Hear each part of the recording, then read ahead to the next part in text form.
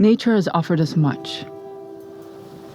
Our sense of taste is one of those gifts, shaped by our surroundings in each season. When it comes to food, geography determines so much. Chef Hanif Sadr left Iran for America over a decade ago, launching his career with pop-ups and dreams of one day opening his own restaurant. Persian cuisine and Iranian cuisine being so underrepresented in United States. And I wanted to be a part of the movement to basically solve this problem and create kind of a cultural bridge between Iranians and non-Iranians through food.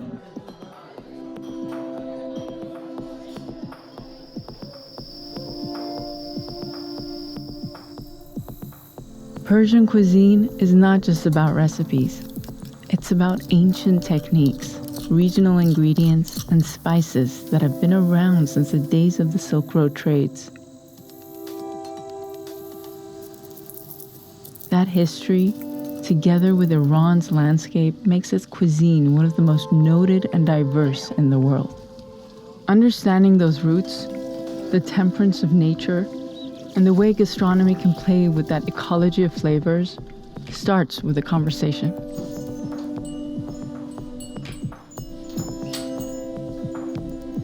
It's a very beautiful way to talk about ingredients in food because they are like portals into time, the past and the future. I mean, that's the most beautiful thing. What is that? Because with that first question, you have a whole journey to begin. It is his journey that will take us through the flavors of Iran very few know. It's a story of preservation and celebration with Hanif as our guide. For people who want to explore Persian cuisine, I think it's a good point to start with ingredients and techniques and not go for the recipes.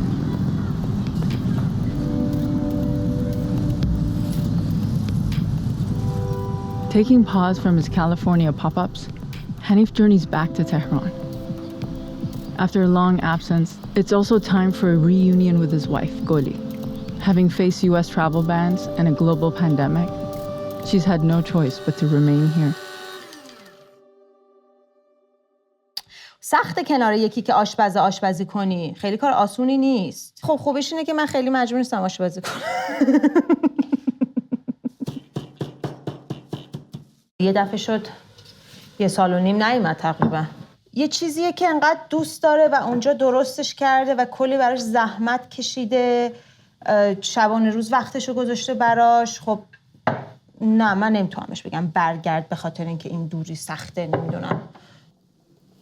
We used to see each other at least once a year for about a month, but not seeing each other was definitely so hard. We both knew that there is a process which unfortunately was taking more than a normal time because of a travel ban and then the COVID. The only thing that we can do is to really be patient and not let the negative thoughts or worries come through our way.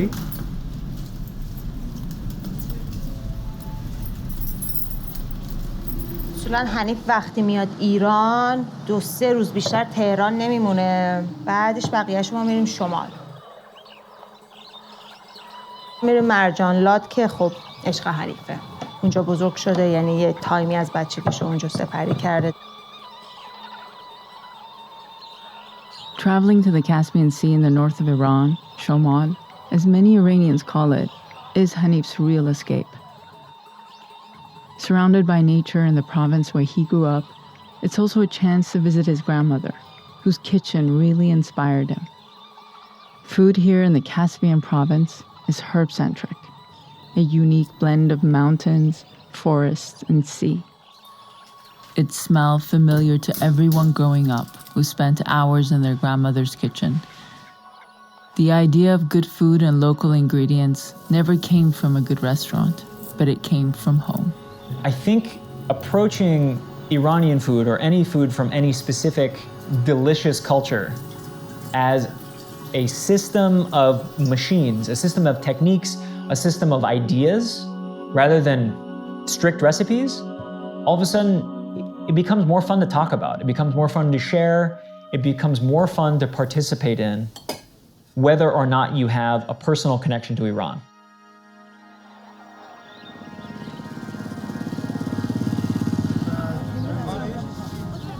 Anytime that I go back to Iran, I try to be connected to farmers, people from the market, foragers, shepherds, and all my friends that they're active in the food business back in Iran.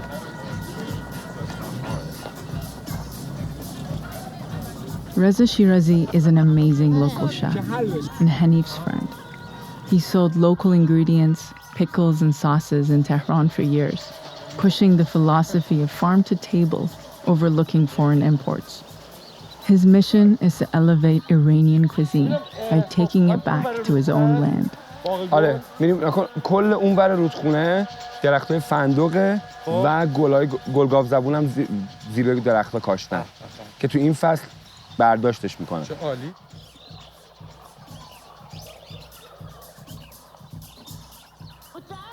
سلام. حال شما. احوال شما. به به بذار ببین چه اینجوری خوشگل میشه. بوی بهش میده. نکن اینجا مزرعه گلگاو زبونه. اینا رو هم وقتی که تازه میچیننش شبنمش برای اینکه خشک بشه میریزنش این رو تا عصر اینجا میمونه. شیرینیش از این میاد. زبون توی اینه یعنی. آره.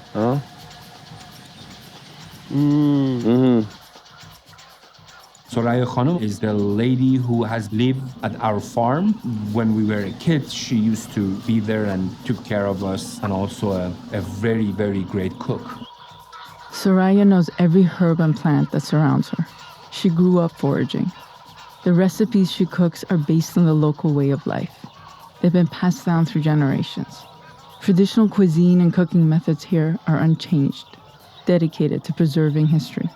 This rare knowledge people like Soraya have must be recorded and learned, whilst there's still time.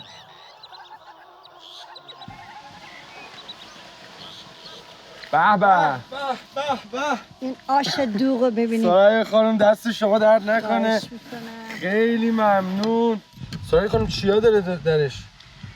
عدس داره، لوبیا داره، سبزی. سبزیاش چیه؟ اسفناج، چغندره، برگ چغندره، یه ذره گشنیزه، یک کمم جعفری. گزنم هستش. آها گزنی که به صورت وحشی در میاد اینجا. بله گزنه هست و با سسه. سسه یا ترشک؟ همون بهش ترشک میگن. که ما هم باهاش چیز درست کردیم. همون سسه بهش میگن. Proportion of the plants that we in the West recognize originated in what's called the Iranian plateau. Humans have always foraged throughout their entire evolution, and that was also an aspect of being local. You foraged the plants that grew right under your nose. Even I was really surprised to learn that Iran is big on foraging. Iran is big on seasonality. If you're moving from place to place, you're going to be conscious of the plants that grow around you, and you're going to use them accordingly. Maybe when you come back with the stories of the plants that you used, it sort of begins to spread around to other communities, and new dishes rise up. Dalar is basically a blend of Iranian fermented herbs or paste crushed with salt and then used in different ways. That's why it is called the green salt. Dalar is a symbol of how we Iranian love herbs and use herbs. For me, it's a very important sign of how we built up our flavors on preserving. I really want people learn that Persian cuisine is not about kebab and tahdig. I really want people to know that we have many different varieties of techniques and ingredients and the way of using those. I think you have to respect tradition and pay homage to it. I think we're just covering the surface right now, but I think we can also start experimenting a little more. And I think Hanif is doing a lot of that. رضا ما داریم میریم پایین این دره، کلی هم چراگاه دور و برشه که پر گوسفند و گاوه و میتونیم ماست و دوغ و کره و کلی محصولات مختلفش رو ببینیم. Popular culture only really sees the first 10% of the story of Iranian food. سلام. خوبی؟ این سگا که ما رو نمیگیرن؟ نه. میگیرن؟ خداش. Besides the diverse geographic climates, the nomadic or semi-nomadic lifestyle was a huge influence on Persian cuisine. It was comprised of foraging and animal husbandry, taking their flocks across mountains due to their long distance of travel with no place to keep ingredients cool. Preservation techniques became essential based on the ingredients they can gather and what their flock could provide. This also became vital during the Silk Road trade, as a specific ingredient had to travel all the way from the Far East to the Far West. One of these key techniques was drying and fermenting, especially when it came to dairy. رضا یه حال شیرینی هم داره. Here they're making kashk, starting from fresh cow or sheep milk. It's rich, salty, creamy, and nutritious. And when dried, it can travel for years. It's a staple in Iranian cuisine.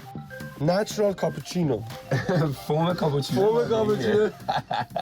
The whole process starts with milking the cow, or the sheep, or the goat. شیر جوشوندیم آوردیم اینجا داخل ظرف روی چوب اینجا هر موقع ولرم شد دست نسوخت اون موقع مشخص میشه که مایه رو باید بریزیم داخل مایه ماست میریزم داخل شیر میشه سوپ میشه ماست. Then you can take the butter out of the yogurt, as the butter is full fat. The remaining liquid is called duq, essentially fat-free yogurt. This is then strained and left in the sacks under the sun. This is a fermentation process traditionally used. The liquid from the strained yogurt is called qaraqurut. Once the duq is fermented, you have kashk. Both products can then later be used in stews and other dishes.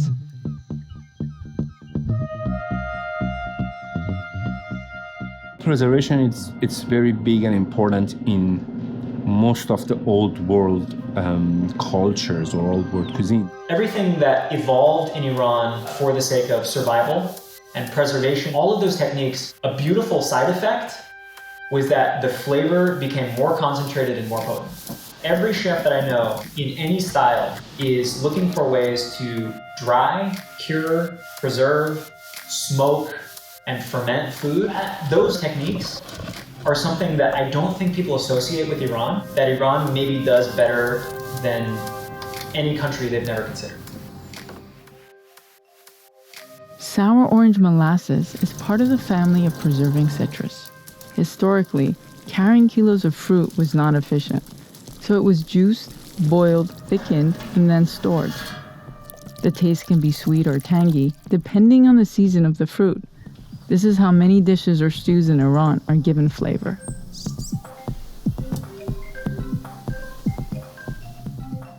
Another potent flavor is the taste of smoke. Due to the humid weather of living by the sea, many farmers or nomads would smoke both their rice and their fish as a way of preservation. These flavors and smells today are nostalgic of northern Iran.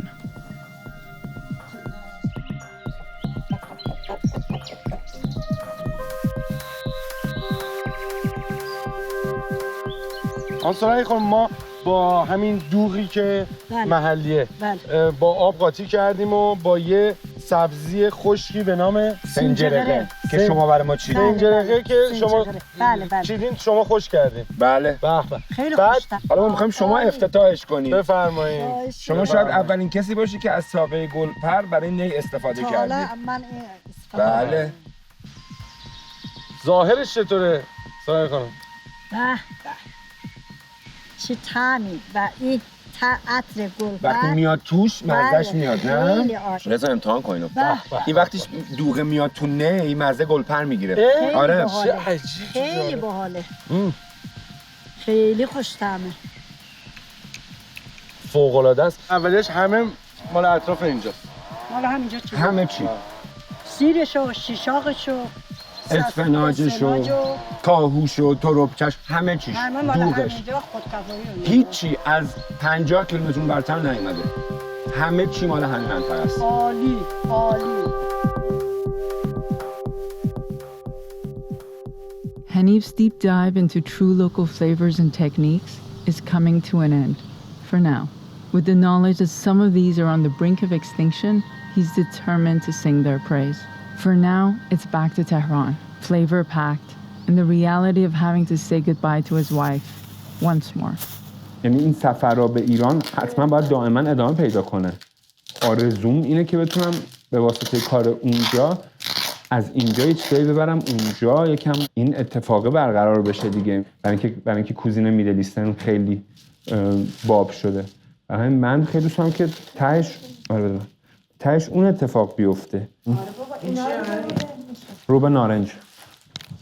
زهره خانم درست کرد. آره. ببینم.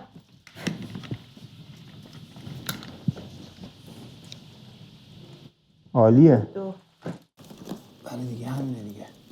عیده. حسابی شروعه.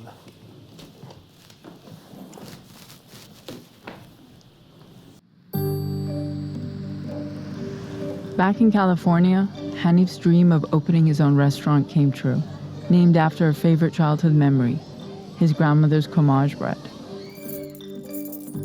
Persian cuisine is one of the cuisines that can be applied in other parts of the world based on the similarities between the climate and geographical situation. Like if you compare Northern Iran to Northern California, most of the key ingredients in our cuisine grows here. Walnuts, pomegranate, hazelnuts, almonds, lots of herbs. You know, that was part of the journey of us exploring Northern Iranian cuisine in Northern California. It's a celebration, and his wife Goli is finally able to join him for it.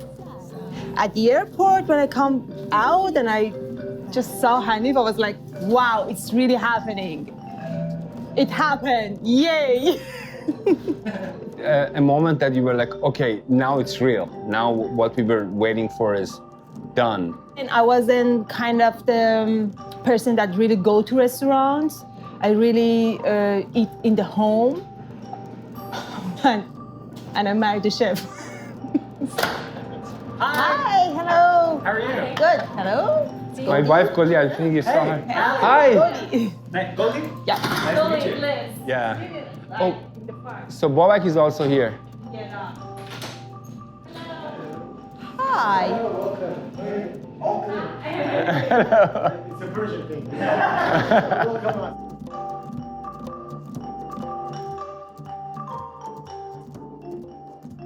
Let's have a dinner. Let's do it. Thank you so much for being here. بفرمایید باش. من نمیتونم سر میز اختیار دارید شما. Actually, you have to sit. مجبورم. Prevalence of saute the herbs. That to me is more Iranian than sumac, more Iranian than saffron. Like sauteed green herbs is Iran. This kind of looks like horma sabzi, but it feels different. It's totally different.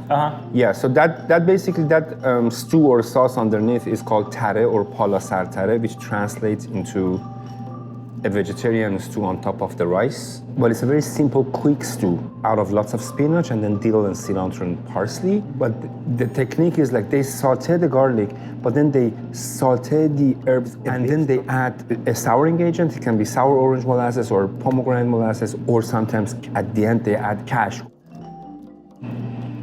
Honestly, until I met you, I had not associated foraging with Iran as much as I should have. And I found it interesting and a bit shocking that why we Iranians haven't updated or popular conversation that is now in the world. Why didn't we define our dough as a fermented product? Why haven't defined dalar as a fermented herb paste? Sour plums and oranges and all these things. And I think that's always the first stepping stone, is realizing the treasure that you have already. Means we have to take some kind of action. And I think you're doing that in your village, where you go back to visit your family, right? Yeah. More people are thinking about the food, there's a better chance the food will last the test of time. Is diving deeper into how all of these things are made and continuing the conversation, do you think that actually helps preserve the preservation? Preserve the ingredients, preserve the practices? It's difficult. The distances, the sanctions, the politics, the geography.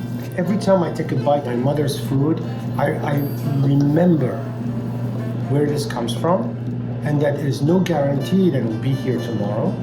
And I'll try, both as an individual, as a family, but also as a community, to remember that every taste that sort of explodes in my mouth is also sort of a call for action. About 1,000 rare plants disappear in the Iranian plateau. This is not just about taste, it's the history, it's culture, it's society. Preservation, in every sense, is at the heart of Hanif's mission as a chef. It's about history, memory, and the legacy of Persian cuisine he is rewriting with the help of some friends.